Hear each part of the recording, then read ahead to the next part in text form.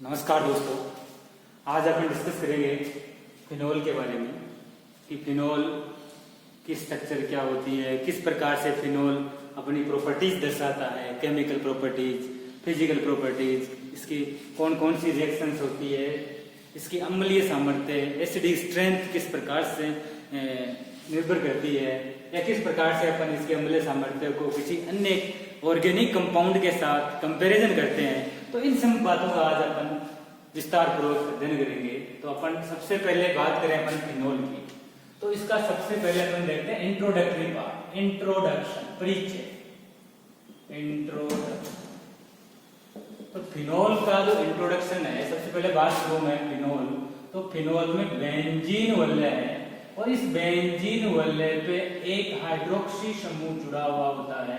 तो इस प्रकार से जो कंपाउंड बनता है उसको अपन क्या कहते हैं? फिनोल कहते हैं। तो ये क्या बन गया? फिनोल बन गया।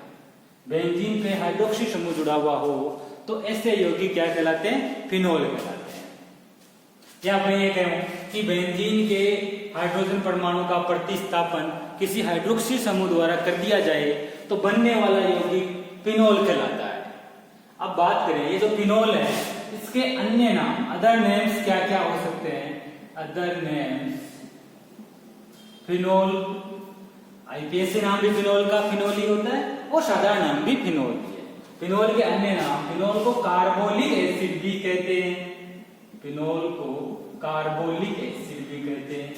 या फिर अपन ये कहें कि बेंजीन पे OH ग्रुप जुड़ा हुआ है और जनरली अपन OH ग्रुप को क्या कहते हैं? Hydroxy group. तो जो OH ग्रुप होता है उसको अपन कहते हैं हाइड्रोक्सी ग्रुप। और जब बेंजीन वलय पे हाइड्रोक्सी ग्रुप जुड़ा हुआ है तो इस प्रकार इसका अन्य नाम हो सकता है हाइड्रोक्सी बेंजीन।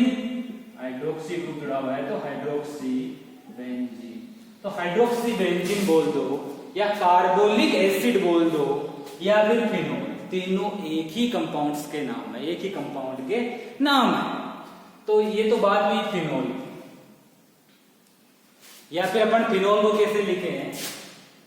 अब बात करें स्ट्रक्चर, हाइड्रोक्सी समूह की जो स्ट्रक्चर होती है वो किस प्रकार से होती है? तो जो फिनोल है उसमें जैसे मान लो ये मैंने लिया बेंजीन वलय, बेंजीन रिंग, और बेंजीन रिंग से OH ग्रुप जुड़ा हुआ है, हाइड्रोक्सी ग्रुप जुड़ा हुआ है।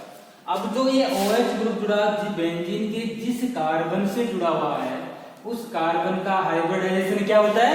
sp2।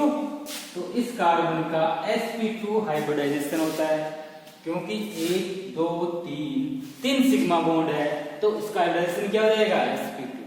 तो sp2 कार्बन से हाइड्रोक्सी ग्रुप जुड़ा हुआ होता है फिनोल में।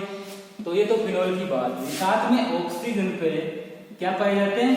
2 अबंधित इलेक्ट्रॉन युग्म पाए जाते हैं, 2 अबंधित इलेक्ट्रॉन युग्म पाए जाते हैं। अब जो ये फिनोल है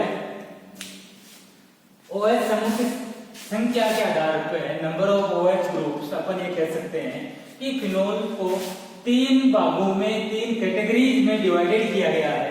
3 कैटेगरीज में अपन डिवाइड कर सकते हैं। तो जैसे मान लो फिनोल, और इस फिनोल को अपन 3 कैटेगरीज में डिवाइड करते हैं। Very simple.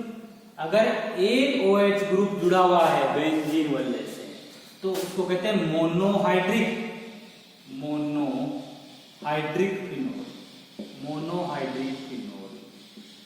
और यदि 2 OH ग्रुप जुड़े हुए हैं तो उसको डाइहाइड्रिक फिनोल कहते हैं अपन, डाइहाइड्रिक फिनोल।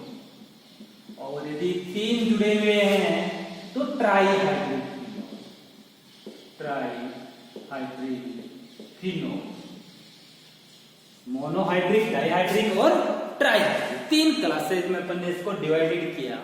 मोनोहाइड्रिक फिनोल, जैसे मान लो इसके एग्जांपल्स ले रहे हैं अपन कि बेंजीन वलय है और बेंजीन वलय से एक OH ग्रुप जुड़ा हुआ है तो ये फिनोल कौन सा हो गया? Monohydric phenol.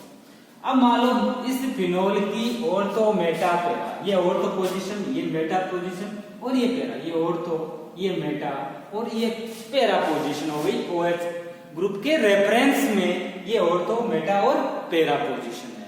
अब अपन बात करें कि यदि इसकी ऑर्थो स्थिति पे कोई ग्रुप जोड़ दें, जैसे मान लो मोनोहाइड्रिक फिनोल की बात कर रहे हैं कि ये बेंजीन रिंग और इस बेंजीन रिंग पे OH ग्रुप जुड़ गया तो फिनोल, और फिनोल की इस ऑर्थो स्थिति पे मान लो कोई ग्रुप जोड़ दें मेथाइल ग्रुप, CH3 ग्रुप अपन जोड़ते हैं, ऐसे ही इसकी मेटा स्थिति पे ग्रुप जोड़ दें तो इस प्रकार से स्ट्रक्चर हो जाएगी OH और ये CH3।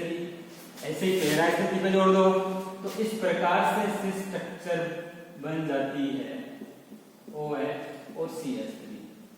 जब फिनोल की ऑर्थो पे मेथाइल ग्रुप जुड़ा हुआ हो तो इस प्रकार का कंपाउंड कहलाता है किरशोल, इसको बोलते हैं किरशोल। ऑर्थो पे CH3 ग्रुप है तो इसको बोलते हैं ऑर्थो किरशोल, ऑर्थो किरशोल। मेटा पे है तो मेटा किरशोल, पैरा स्थिति में CH3 ग्रुप जुड़ा हुआ है तो इसको बोलेंगे अपन पैरा किरशोल। तो ऑर्थो, मेटा और पैरा, ऑर्थो पे CH3 ऑर्थो किरशोल, मेटा पे CH3 मेटा किरशोल, पैरा पे CH3 पैरा किरशोल। तो अपन ये कहें कि यदि फिनोल की स्ट्रक्चर में बेंजीन वलय पे यदि मिथाइल ग्रुप जुड़ा हुआ है तो बनने वाला कंपाउंड किरशोल कहलाता है। अब वो डिपेंड करता है कि मिथाइल ग्रुप कौन कौन सी पोजीशन पर जुड़ा हुआ है, उसके हिसाब से उसका नामकरण अपन कर देते हैं।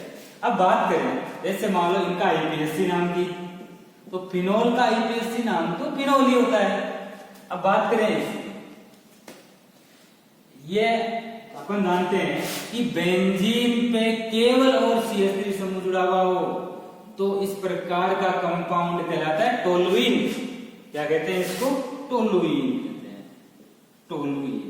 बेंजीन पे जब CH3 ग्रुप जुड़ा हुआ है तो उसको अपन कहते हैं टोलुइन। तो अपन ये कहें कि जो ये वाला पार्ट है ये हो गया टोलुइन और इसके सापेक्ष ये ऑर्थो पे OH ग्रुप जुड़ा हुआ है तो मैं इसको बोलूं ऑर्थो हाइड्रोक्सी टोलुइन, क्योंकि ये तो टोलुइन हो गया और इसके सापेक्ष ये ऑर्थो पे हाइड्रोक्सी ग्रुप जुड़ा हुआ है तो इसको मैं बोल सकता हूं ऑर्थो हाइड्रोक्सी टोलुइन। ऐसे ही ये मेटा पे OH जुड़ा हुआ है तो इसको बोले मेटा हाइड्रोक्सी टोलुइन, ऐसे ही पैरा पे जुड़ा हुआ है तो अपन इसको बोले पैरा हाइड्रोक्सी टोलुइन। तो ortho hydroxy toluene, Meta hydroxy toluene और पैरा हाइड्रोक्सी टोलुइन। साधारण नाम हो गया ऑर्थो किरशोल, मेटा किरशोल, पैरा किरशोल हो जाता है। तो ये तो बात हुई मोनोहाइड्रिक फिनोल की बात हुई। अब अपन चर्चा करें डाइहाइड्रिक फिनोल की बात। डाइहाइड्रिक फिनोल का मतलब बेंजीन वलय से दो OH ग्रुप जुड़े हुए हैं, इसलिए इसको अपन क्या कहते हैं? Dihydric phenol. तो डाइहाइड्रिक फिनोल में जैसे ये डाइहाइड्रिक फिनोल है, डाइहाइड्रिक, इससे बेंजीन वलय ले रहे हैं, ये बेंजीन, डाई का मतलब दो और दो हाइड्रोक्सी ग्रुप जुड़े हुए हैं OH और एक OH। तो इस प्रकार का फिनोल कहलाता है डाइहाइड्रिक फिनोल, दो OH ग्रुप जुड़े हुए हैं। अब ये इनकी पोजीशन डिपेंड करता है कि ये 1,2 पे, 1,3 पे, 1,4 पे, तो ऑर्थो पे, मेटा पे और पैरा स्थिति पे हो सकता है। तो मैंने एक बार ऑर्थो पे लिखा, दूसरा कंपाउंड ऐसा बन सकता है कि इसकी मेटा स्थिति पे OH ग्रुप जुड़ा हुआ हो और थर्ड कंपाउंड ऐसा बन सकता है ये बेंजीन रिंग OH और OH, पैरा स्थिति पे दो OH ग्रुप जुड़े हुए। बहुत सिंपल सी बात है। अगर यदि इस प्रकार 1,2 स्थिति पे दो OH ग्रुप जुड़े हुए हैं बेंजीन से तो उसको बोलते हैं कैटेकोल, इसको बोलते हैं कैटेकोल। यदि 1,2 स्थिति या ऑर्थो स्थिति पे दो OH ग्रुप जुड़े हुए हैं तो उसको बोलेंगे कैटेकोल। पे मेटा पे है तो इसको बोलते हैं resorcinol,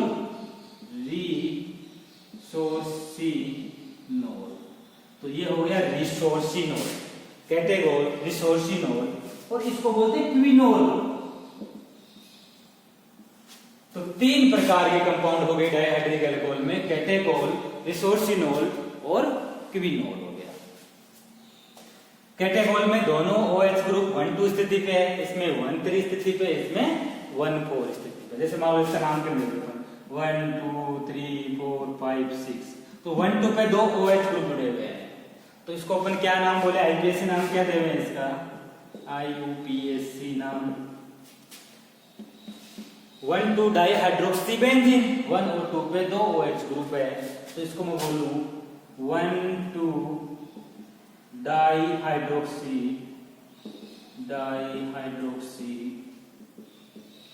benzene,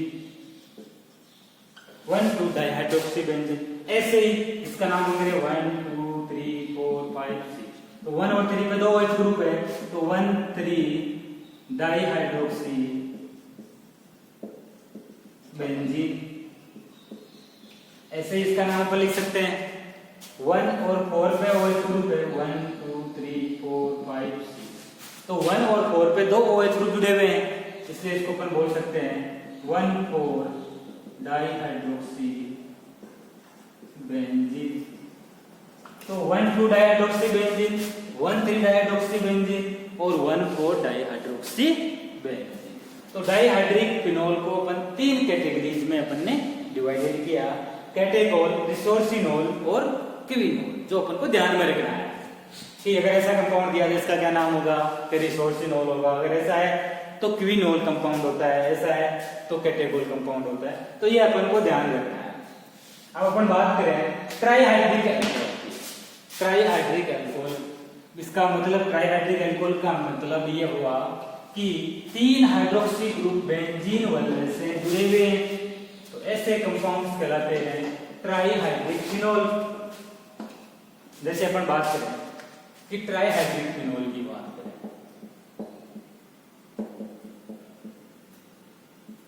trihydric 3 OH group जुड़े हुए हैं, तो बेंजीन रिंग, ये बेंजीन वल्ले, और इस बेंजीन वल्ले से 3 OH ग्रुप 1 2 और 3 OH ग्रुप जुड़े हुए हैं।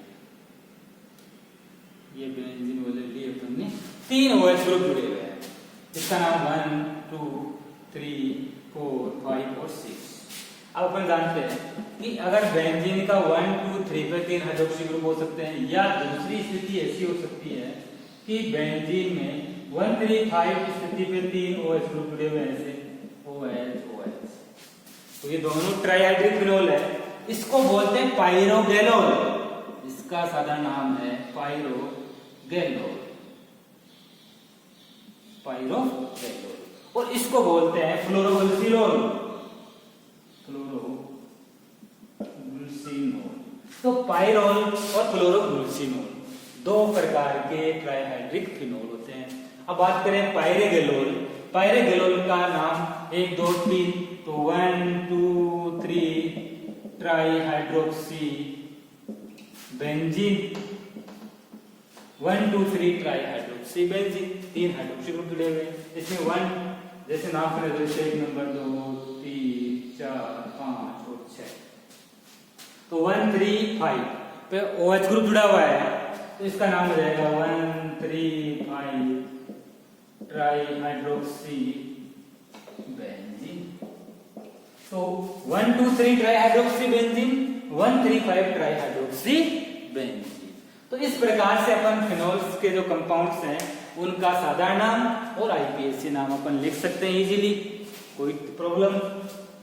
अब बात करें अपन, ये तो हुई फिनोल की एक सामान्य सी परिचर्चा कि फिनोल कैसा कंपाउंड होता है, किस प्रकार से ये अलग अलग हाइड्रोक्सी ग्रुप से जुड़ा हुआ होता है। अब अपन बात करेंगे फिनोल बनता कैसे, फिनोल की मुख्य कौन सी रिएक्शंस है जिसके द्वारा अपन फिनोल का सिंथेसिस कर सकते हैं, ये पढ़ेंगे नेक्स्ट वीडियो में। Thank you.